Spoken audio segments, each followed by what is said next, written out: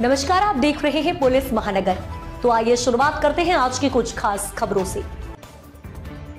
महाराष्ट्र नवनिर्माण सेना के प्रमुख राज ठाकरे ने बड़ा बयान दिया है। उन्होंने आरोप लगाते हुए कहा कि महाराष्ट्र से ठाकरे और पवार ब्रांड को खत्म करने की कोशिश की जा रही है। मनसे प्रमुख ने एक तरह से अप्रत्यक्ष रूप से बीजेपी की आलोचना की है। हालांकि उन्होंने दावा करते हुए ये भी कहा कि इस ब्रांड को खत्म नहीं किया जा सकता है। मुंबई तक के एक कार्यक्रम में जब महाराष्ट्र नवनिर्माण सेना के प्रमुख राज ठाकरे से पूछा गया कि महाराष्ट्र की राजनीति पर चर्चा होती है तो दो उपनाम दिमाग में आते हैं, ठाकरे और पवार। मौजूदा वक्त में क्या इन दोनों सरनेम के ब्रांड को खत्म करने की कोशिश हो रही है? इस पर राज ठाकरे ने कहा, इसमें कोई विवाद नहीं कि राज ठाकरे और पवार ठाकरे ब्रांड को खत्म करने की कोशिश हो रही जरूर, लेकिन यह खत्म नहीं होगा।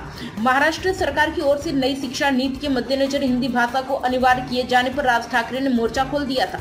उन्होंने साफ तौर से कह दिया था कि वे महाराष्ट्र में ये होने नहीं देंगे। बाद में विरोध बढ़ने के बाद सरकार ने हिंदी को तीसरी अनिवार्य भाषा बनाने पर रोक लगा दी थी।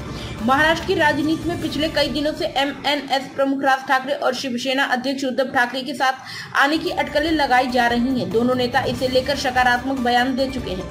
शिवसेना ने यह भी कहा था कि अगर राज ठाकरे बीजेपी और एकनाथ शिंदे के नेतृत्व वाली शिवसेना से दूर रहते तो पार्टी प्रमुख उद्धव ठाकरे और एमएनएस प्रमुख राज ठाकरे के बीच किसी मसले पर कोई सवाल नहीं उठता।